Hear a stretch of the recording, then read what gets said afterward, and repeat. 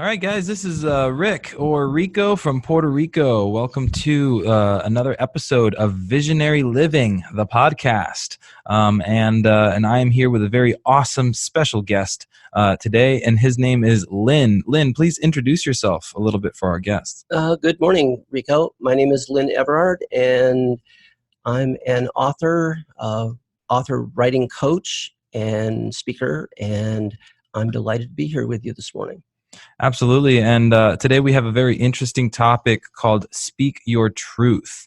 And so we're going to speak into, what are we speaking into today? Well, speaking our truth is a really core competency for living an authentic life. It gets us out from behind the agendas that we create to protect ourselves, to protect things we think we can't live without, and puts us into a space of really being able to communicate who we are. Awesome. And so we're just going to play our intro music real quick. Stay tuned for the podcast.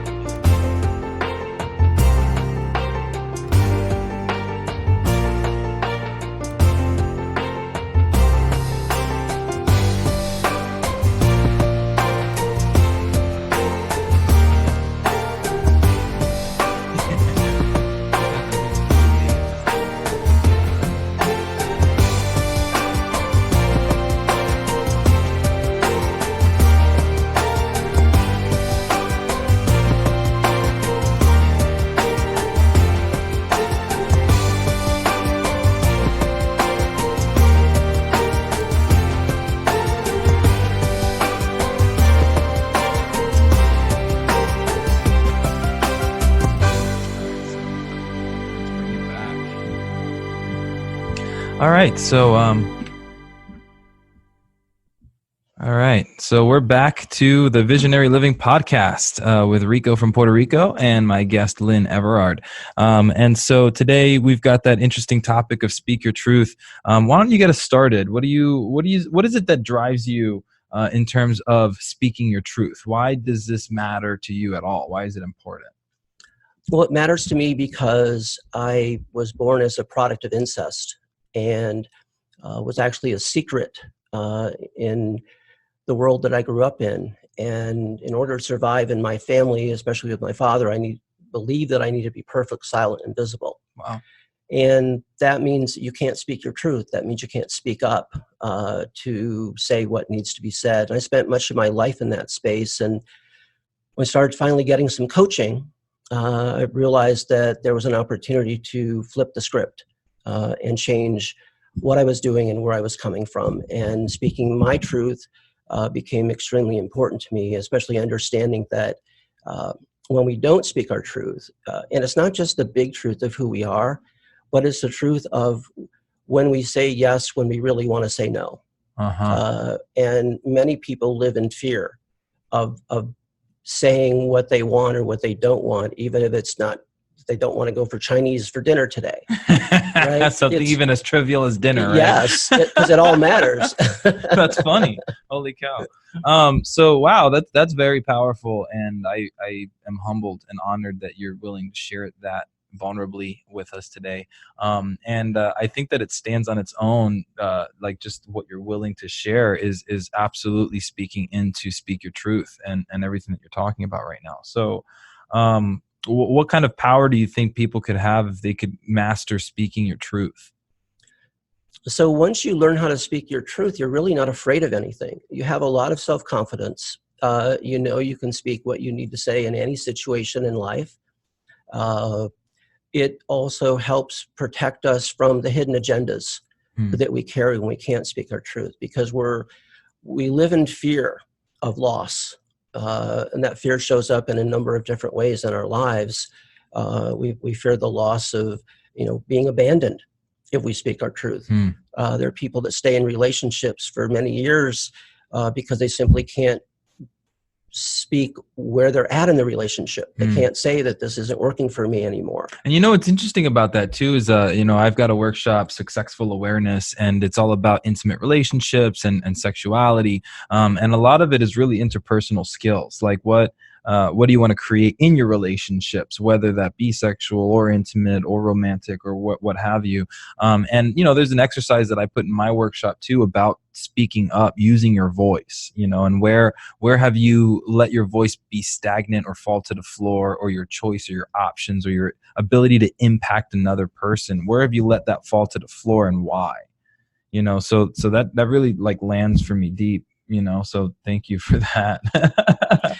Well, thank you. Yeah, it's a fascinating topic, and the more we watch ourselves, the more we become aware of what we do in life and the stories that we make up, where we're protecting ourselves from speaking our truth. But the problem is you're really not protecting yourself. You're just delaying the inevitable.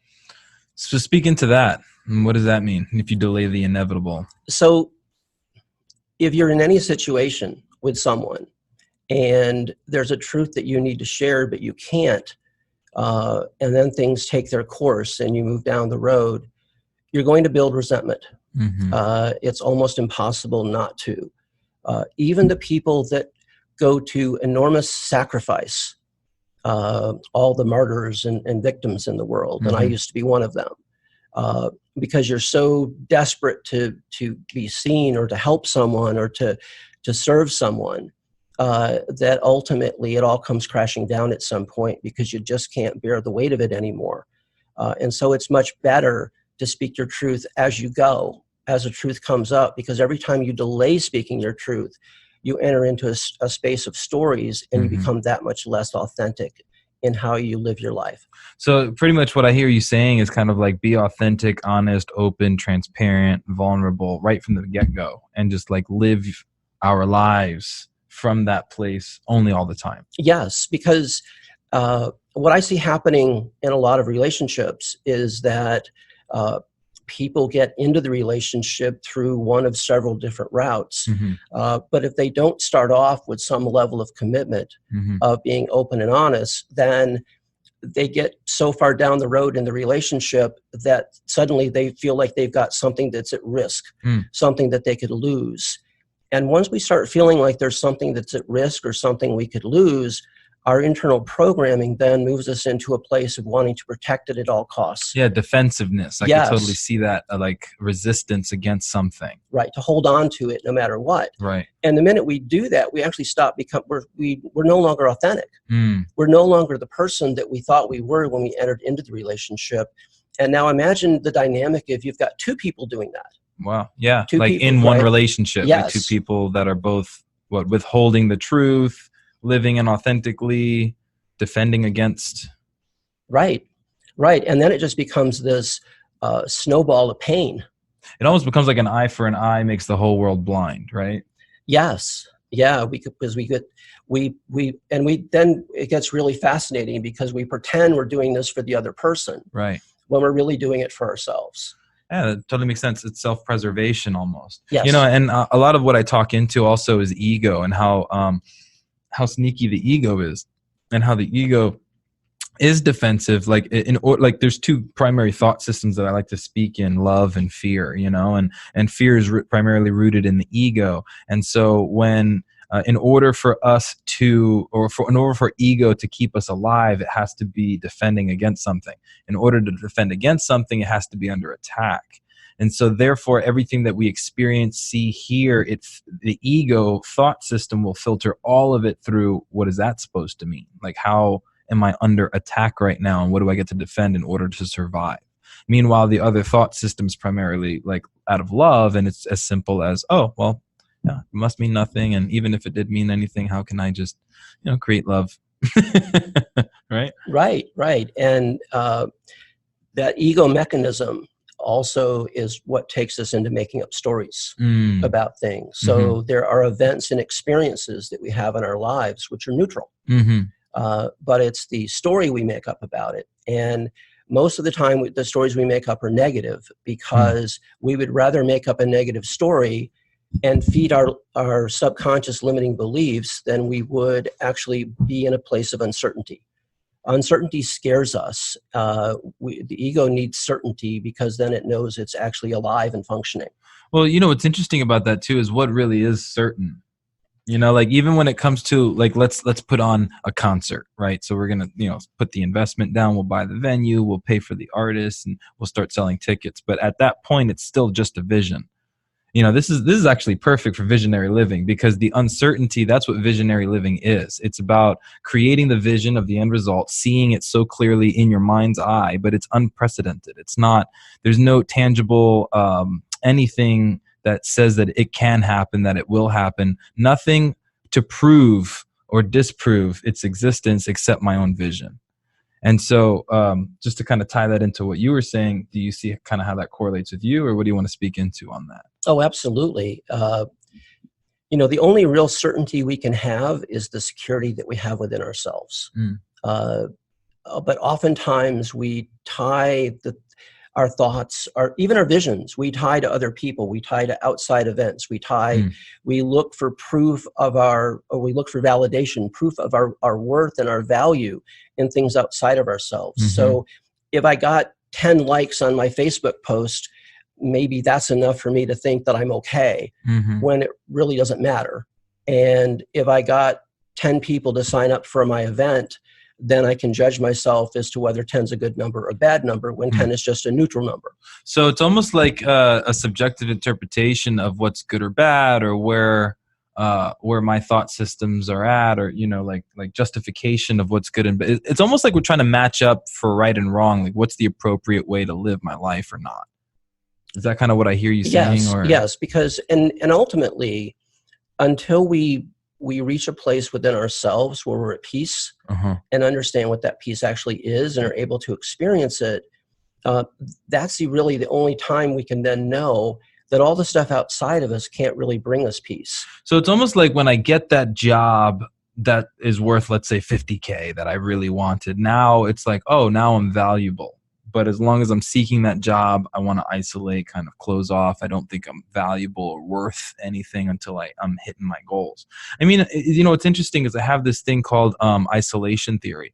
And I spoke into it on the last episode, I'm pretty sure, where there was a whole experiment with mice and stuff.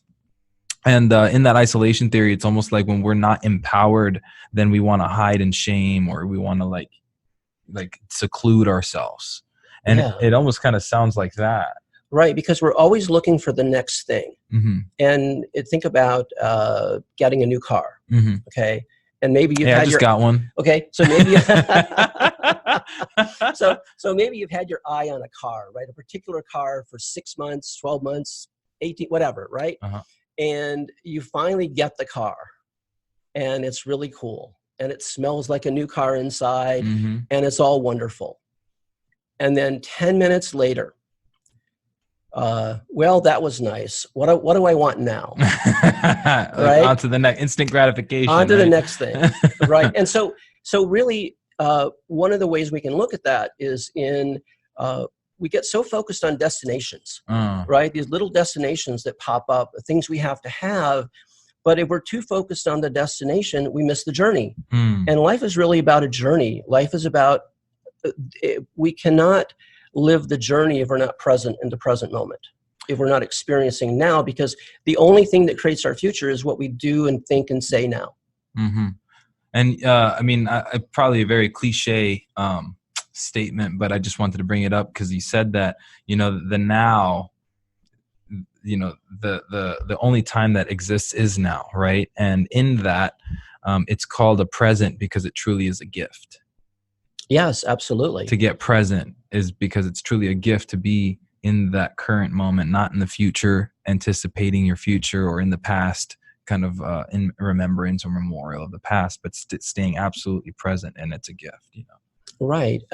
If we'll go back to the car, mm-hmm. The new car situation. If we're in such a rush to get a car picked out, a mm-hmm. deal done. Mm-hmm. We've missed the experience of what could show up for us in the journey to getting that car. Because that's really that's how we live our life. who might we meet in the process Hmm. of finding the car? What things might we experience in our lives? What might we discover about ourselves? And to speak into that, even I totally agree with that, because I noticed the way I live my life is I try to be very present. So like even when I'm on the airplane, I'm like, all right, who's around me? Hey, what's up? And I start to connect and give them a space for people to kind of speak their truth. And a lot of times too, I notice that they stay on the surface and I drive the conversation deep. And I'll get right to the heart of conversations, to the point where they're now thinking like, wow, what is it that I want to create in my life? And what direction am I going? And, is this what I want? Is this circumstance, or is this power? Is this vision?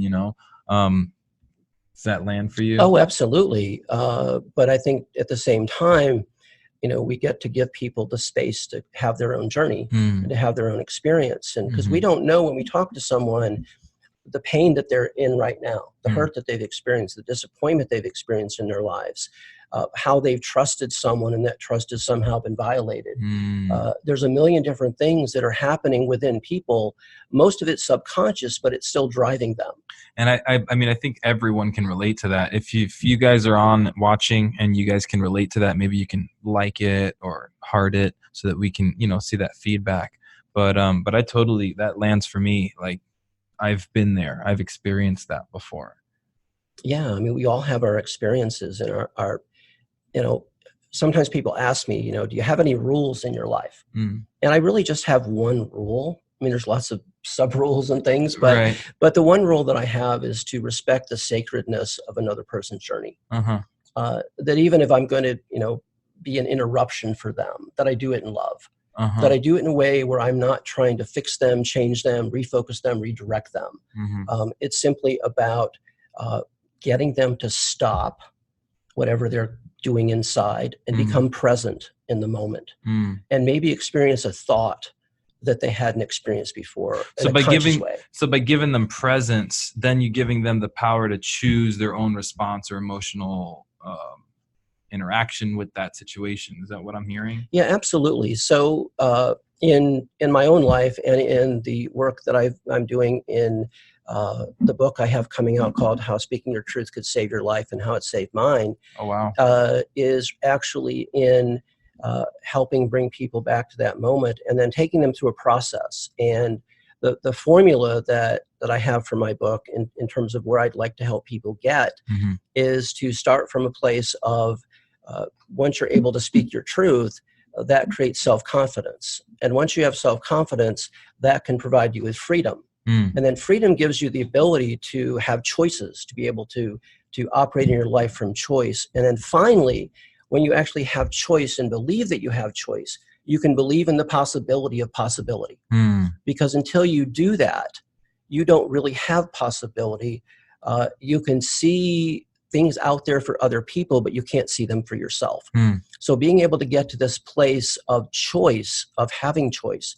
So for me, choice is very important, not only for myself, but for other people. And I take that back to the circumstances around my conception and being born, that my mother didn't have choice in the act which created me. And so helping people have choice, having choice for myself.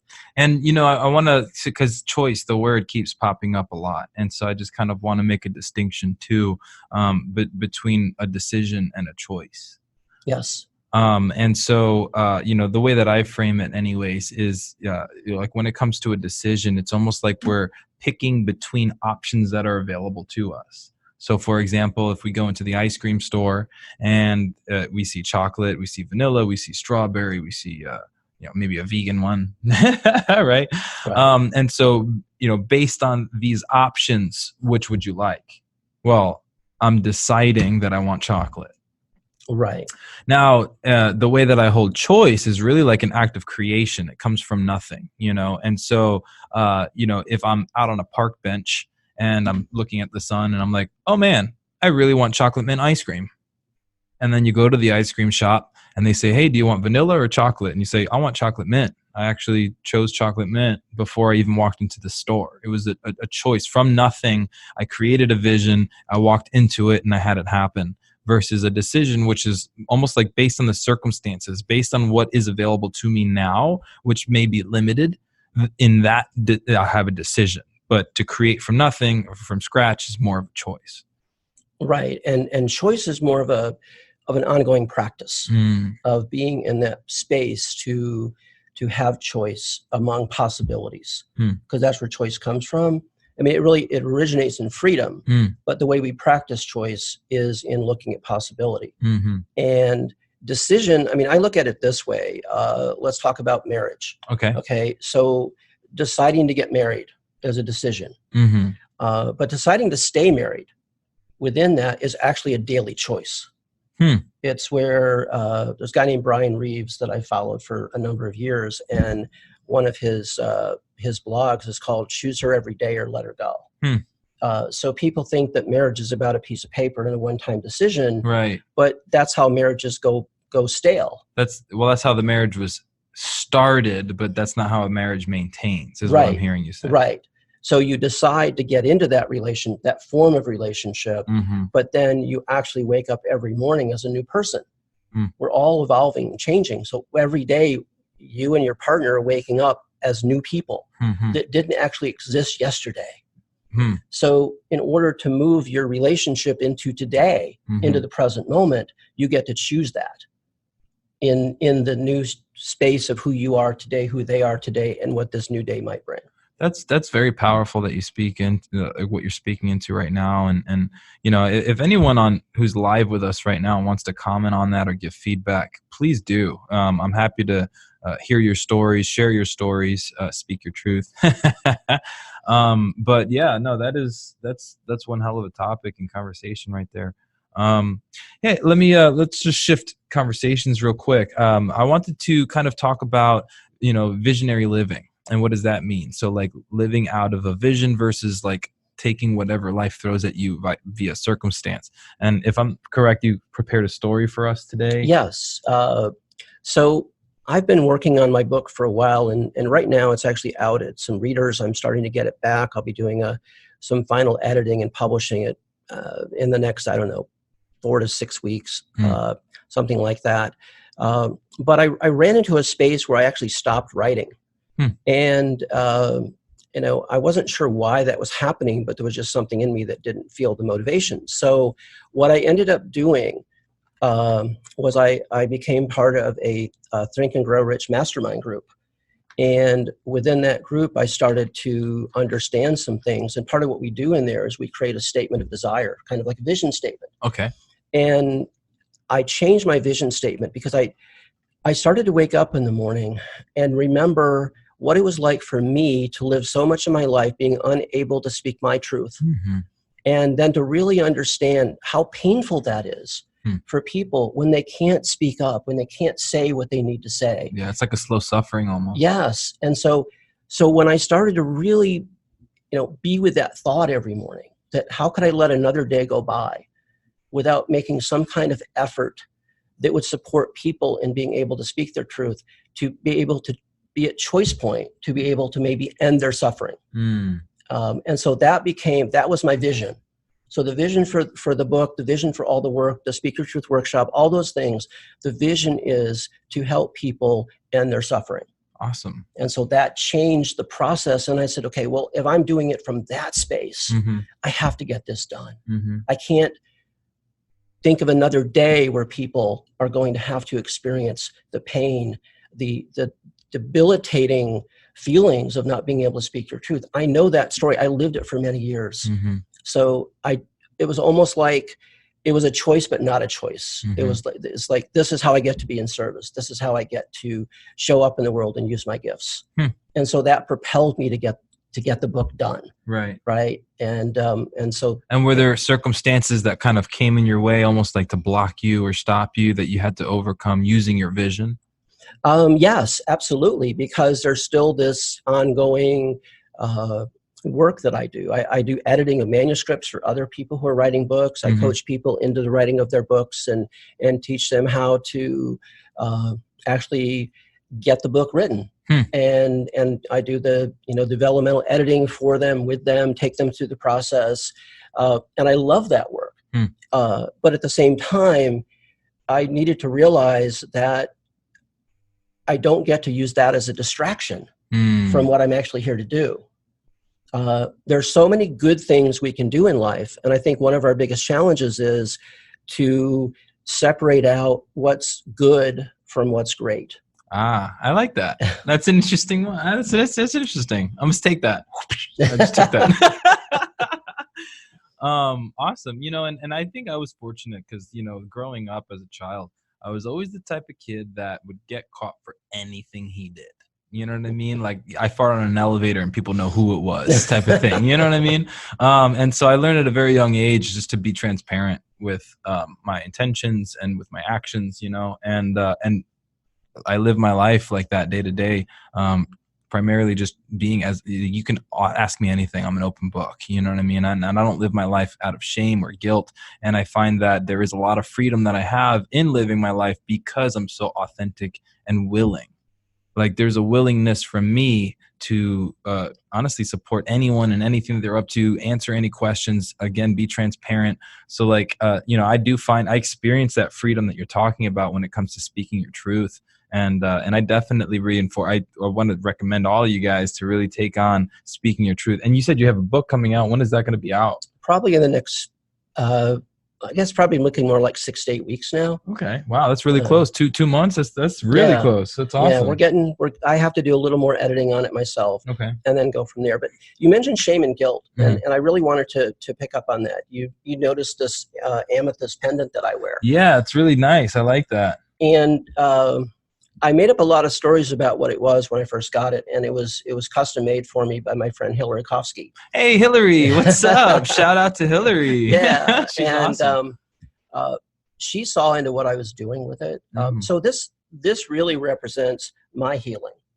And there's 2 interlocking trees of life on it. Okay. And it's because of where I came from and the origin of my life, that was a result of a war between the masculine and the feminine. And so the interlocking trees of life to me represent that bringing the masculine and the feminine back together again, both in men and in women. Absolutely. And so it's heavy because when I wear it, it reminds me of my healing. It reminds me of and what I get to do in the world. And one of the things that'll be coming in the future is a nonprofit called the Fellowship of the Violet Flame, which is designed to provide encouragement and support for adult children who were conceived in an act of sexual violence, and also to support any child, any adult who was either unwanted, unplanned, or unwelcomed, and including the moms who endured what they endured and still brought a child into the world. That's powerful, and I really want to acknowledge you for your outward focus and your ability to be in service like that, using your story to, instead of debilitate you, to empower you, and I speak into that all the time, because again, if we can change our stories and shift those conversations, then our actions shift too. And so if you had 2 kids, brothers, let's say, growing up in the same household and were a victim of abuse, violence, sexual, physical, whatever that looks like, and one brother could let it empower him and go on to make a nonprofit like you're doing, and another one could be a victim to drugs and maybe die young because of drugs or alcohol abuse or whatever, depression, like that. So to really have power over your perspective, over your mental, over the way that we interact or react to the stimuli in our environment, how powerful is it to allow you to have power from your stories versus to steal it away from you, Right.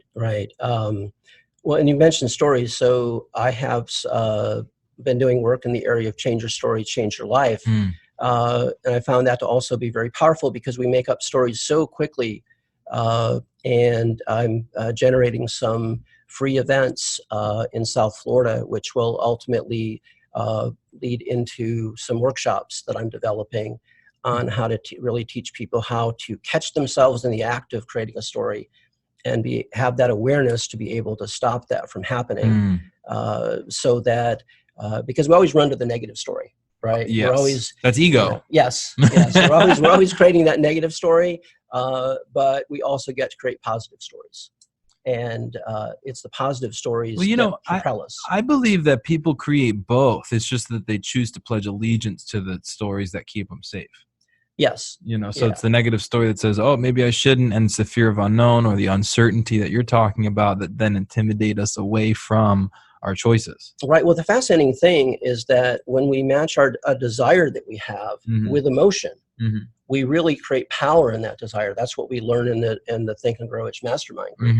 And so, but the fact that our negative stories draw so much more emotion from us, they're so much more emotionally charged because we're really feeling that stuff deep down inside. Right. But the positive stories, until we learn how to put the same amount of emotion into those, yes, we all create positive stories, but we don't energize them with the emotion. I really like that. So we have the stories, but we don't energize them. And then you're speaking into emotion, because what's interesting is how the mind works, and it trickles down in a structure, and so that first structure is, it starts with our belief systems, right? And so as we take in information, whether that's someone speaking to us or we see something, it's like external stimuli.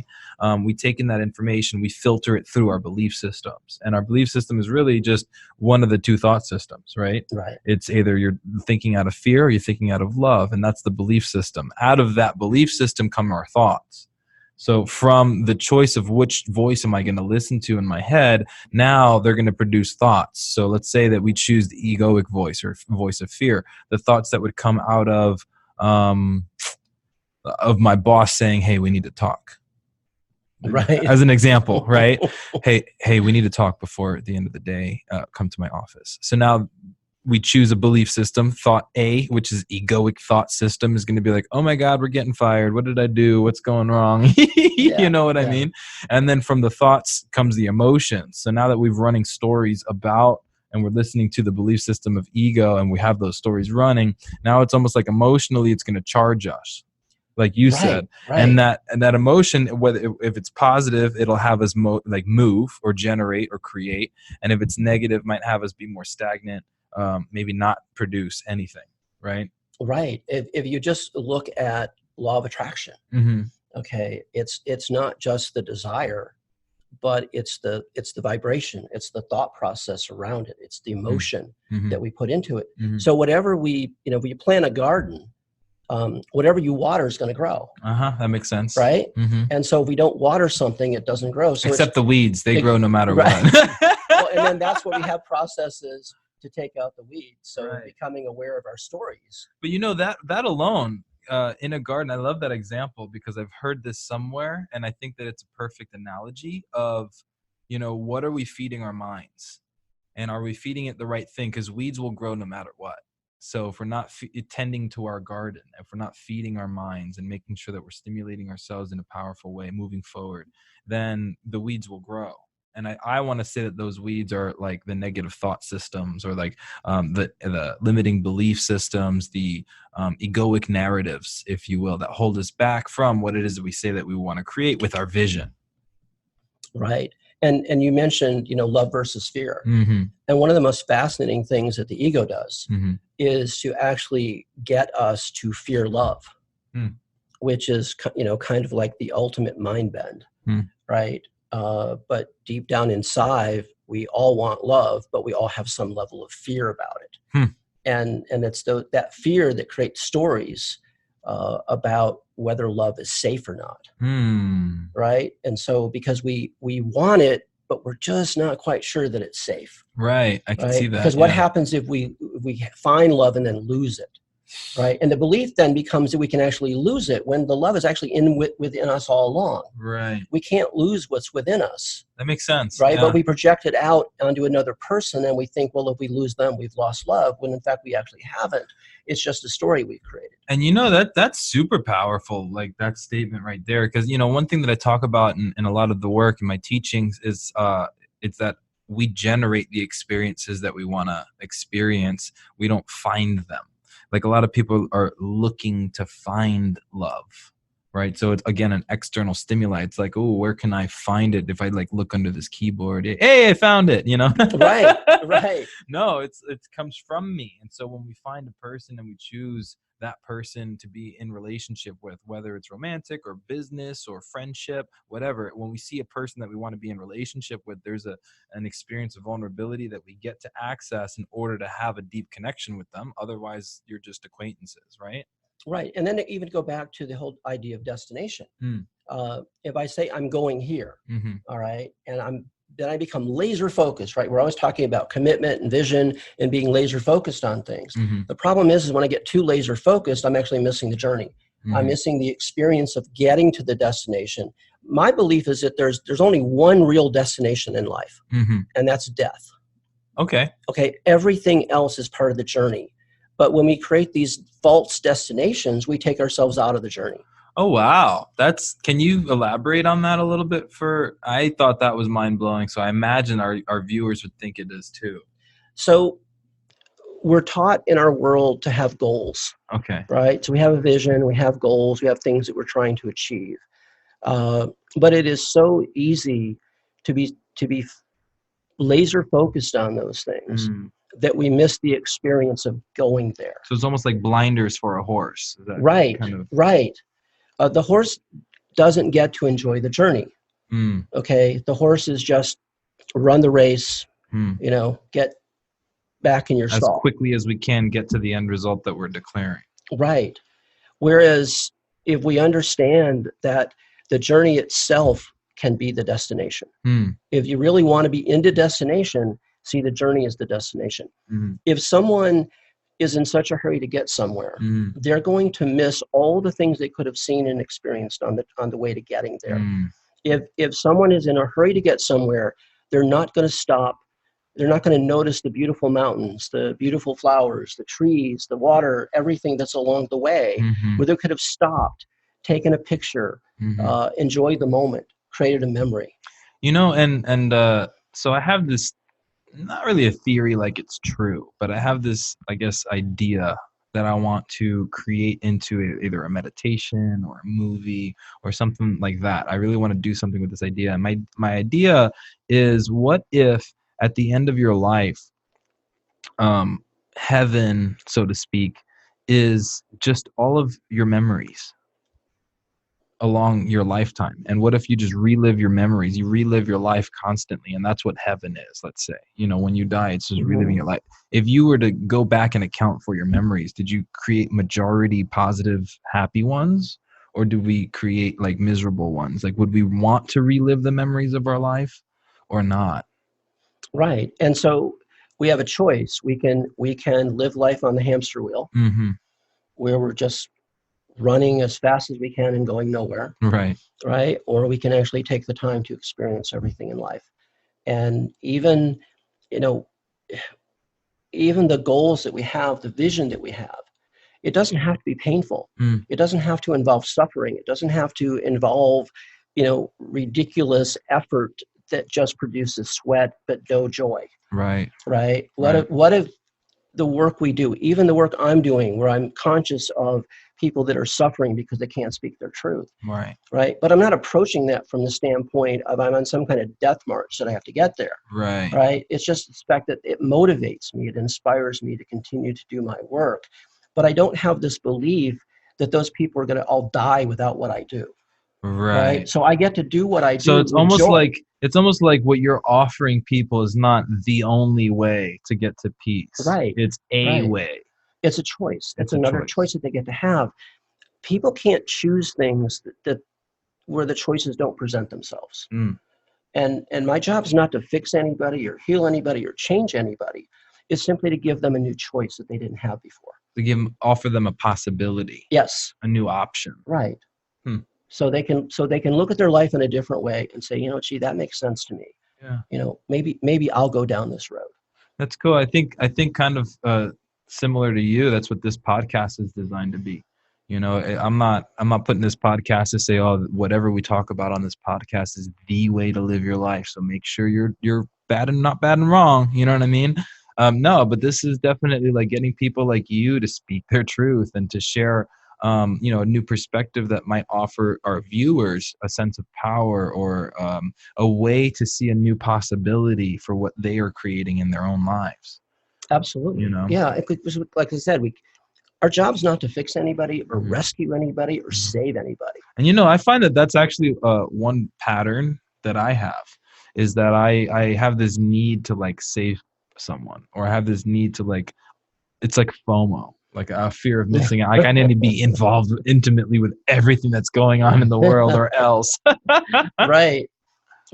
But that creates burnout. Yeah, I can see that Eventually, and then it creates some level of resentment. So why would you, again, we can ask the question, why would we want to engage in something that produces resentment and burnout and steals our joy? Yeah, right. No, I wouldn't want to do that. Yeah. So now we're in the last 5-10 minutes of our podcast. So I want to kind of start closing up.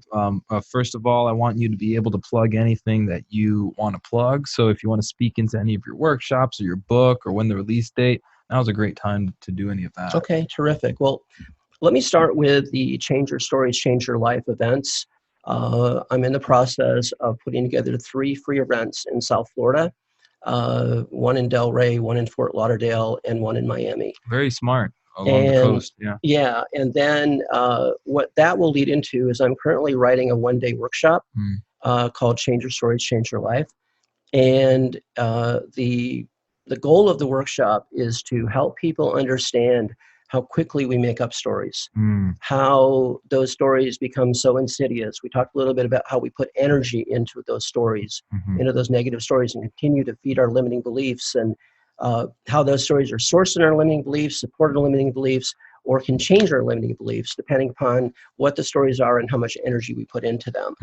And then it's we'll be doing some exciting things, different exercises, different ways of looking at things. So the ultimate goal is for the people that go through the workshop to become story busters in their own lives, to be able to find the story as it's being created and to stop it before it becomes a real story. And you kind of told me a little bit about what your intention was. You told me some of the mechanics, and I won't share it with them. We'll keep it a surprise for them. But I just want to say that based on what he was sharing with me, it's extremely powerful work. And I really, I can't wait to be at your workshop. I want to see you in action, especially from one workshop facilitator to another. It's always great to learn from other minds and creativity. So thank you for that. And if you guys get the opportunity, or if you see it promoted, I highly recommend seeing what he's up to. And seeing if it's valuable for you. Thank you. Yeah, it's fun, and Speaking Our Truth and the book that's coming out, How Speaking Your Truth Could Save Your Life and How It Saved Mine. All of these things tie in together. And as we're able to speak our truth, we're not as reliant on stories anymore, because we get to be in our truth, and we get to move toward living that authentic life and being honest with ourselves. And that's one of the places we have the most difficulty. Most of the time we think about speaking our truth to others.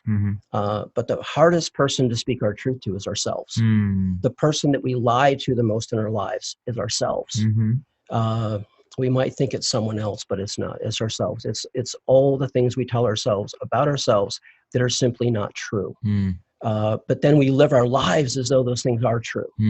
And so when we speak the truth to ourselves, and our truth has 4 different layers, and I won't go into them now, but once we understand that and how that works, and are able to speak our truth and know our truth and discover our truth, that's where it really starts, is discovering our truth and being open to whatever that truth is. So when do you project that these free workshops will be available? I believe I'll be starting them in July. July. Okay, cool. So we just got to follow you and just keep an eye out for them? I have a Change Your Stories, Change Your Life page on Facebook. Okay. And I have a website, which is lynneverard.com. Cool. And there'll be more information posted there as well. Awesome. And then just, again, to mention that if anyone out there is writing a book or, needs coaching in writing their book, I've been writing for 25 years, basically professionally, much longer than that in reality. And I can also do editing and things like that. So cool. Whatever someone needs to help them get where they're going. And I used to have a publishing company, so I have publishing experience. So I can also guide the person into getting into a good publishing company, or self-publishing, so they can really get taken care of well. That's very cool, man. Thank you. Awesome. And then the book is within 8 weeks, you said, about 2 months? I would say about 8 weeks. And where can we find more information on that as it comes? I'll begin to start once I get the book into the final edit process, Mm. then I'll start posting more information about it. Beautiful. But there'll be more information at lynneverard.com. Awesome. And if you ever need me to help you shout out whatever you're up to, just let me know. I'm happy to share it with, Thank you. I appreciate that. So yeah, just to close out again, this is Visionary Living, the podcast where I speak about living out of your vision, and overcoming any circumstances, obstacles, or even opportunities that may deter you from the ultimate vision that you're very clear about. I actually want to dedicate this podcast to Brenda Rivera. That's my mom who passed away when I was 13. And as we move forward, as I'm supporting people and creating a vision and living out of possibility, I want to bring her name to life and let her live through my podcast as a thank you for bringing me into this world, and for giving me the ability and the freedom to choose. So with that said, if you guys are on iTunes Store, and you can download my laugh as a ringtone. I'm always going to be plugging my ringtone as a laugh. I had someone message me recently like, hey, I just had it as an alarm to wake up to, and I woke up laughing because that is just ridiculous. Also, I have my workshop, Successful Awareness. On July 6th, I have a free 3-hour workshop. It's an introductory workshop to the actual one-day experience. So if you guys are available, go on Eventbrite. You can type Successful Awareness, SUCCSEXFUL awareness.com. Or you can just look that up on Eventbrite. It's free to sign up for the workshop, but we do need names and email addresses to contact you. So just go through Eventbrite if you're going to be attending. The actual workshop date is July 20th, and that's a one-day, full-day experience where we talk about intimate relationships, sexuality, romance, all of that. And other than that, if you could subscribe to the podcast, we're going to be doing this every Monday about 7:30 in the morning till 8:30, 9 o'clock. We'll be featuring guests, and we'll be talking about all kinds of interesting stories that people have that they get to share, that speaks into living out of a vision and overcoming circumstance with that. So with all of that said, I want to say thank you deeply for all of you guys who are watching on any of the platforms, whether it's SoundCloud, Stitcher, iHeartRadio, Spotify, iTunes podcast. I really appreciate your viewership. It really lights me up to do this kind of work and to bring this information to you, distinctions to you. So thank you. And yeah, I love you all, and have a wonderful day, guys.